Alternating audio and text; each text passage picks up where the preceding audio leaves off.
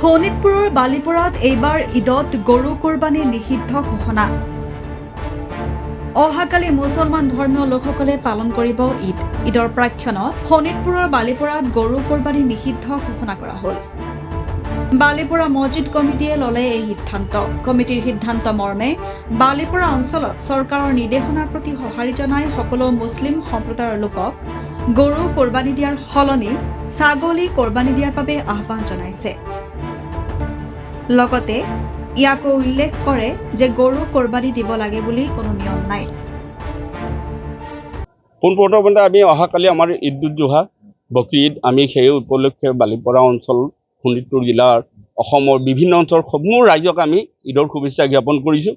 আৰু আমি চৰকাৰৰ যিটো আইন পাছ কৰিছে সেই আইনক আমি সঁহাৰি জনাই এই বছৰ আমি বালিপৰা অঞ্চলত আমাৰ সমাজে গৰু কোৰবানী দিয়াৰ পৰা বিৰত আছে।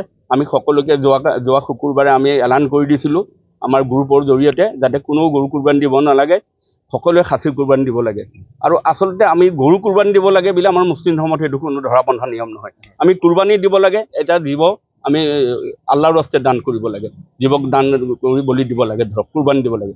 সেইটো আমি দুম্বা হওক, হেৰা হওক আৰু খাচী হওক ইত্যাদি, উট ইত্যাদি বস্তুক আমি দিব লাগে। গৰু যে দিব লাগে এইটো কথা নাই। গতিকে সেইটোৰ প্ৰতি আমি লক্ষ্য ৰাখি সকলো ৰাইজৰ লগত একেলগে মিলাপ্ৰীতি ভাৱ থকাৰ বাবে, সকলোৱে একত্ৰীকৰণ হৈ থকাৰ কাৰণে আমি এই অঞ্চলত এইবাৰ চৰকাৰৰ যিটো নিয়ম সেই নিয়ম পালন কৰি আৰু সকলো মিলাপ্ৰীতিৰ মাজত থকাৰ ব্যৱস্থাৰ কাৰণে আমি এইবাৰ গৰু কোৰবানী দিয়াৰ পৰা বিৰত ৰাখি আমি খাচী কোৰবানী দিয়াৰ ব্যৱস্থা কৰিছোঁ। ইতিমধ্যে আমাৰ বালিপৰা অঞ্চলত প্ৰায় 40-50টাৰ ওপৰ কোৰবানীৰ কাৰণে খাচী আনিছে, বিভিন্নজনে খাচী কোৰবানী দিয়া হ'ব।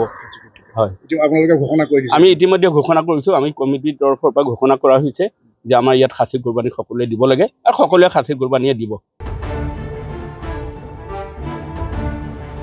বালিপৰাৰ পৰা দিলীপ চৰকাৰৰ ৰিপৰ্ট, NEView।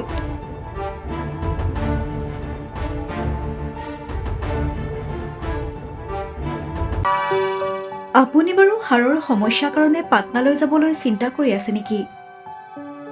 এতিয়া আৰু চিন্তা নাই। আপোনাৰ যিকোনো হাড়ৰ সমস্যা হ'লে এতিয়াৰ পৰা আৰু পাটনালৈ যাব নালাগে, কিয়নো এতিয়াৰ পৰা গুৱাহাটীতে পাব সেই সকলো সা সুবিধা।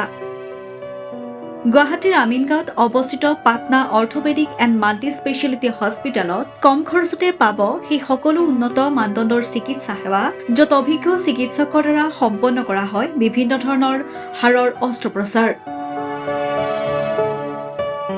বৰ্তমানলৈকে 3000তকৈও অধিক ৰোগী সুস্থ হৈছে।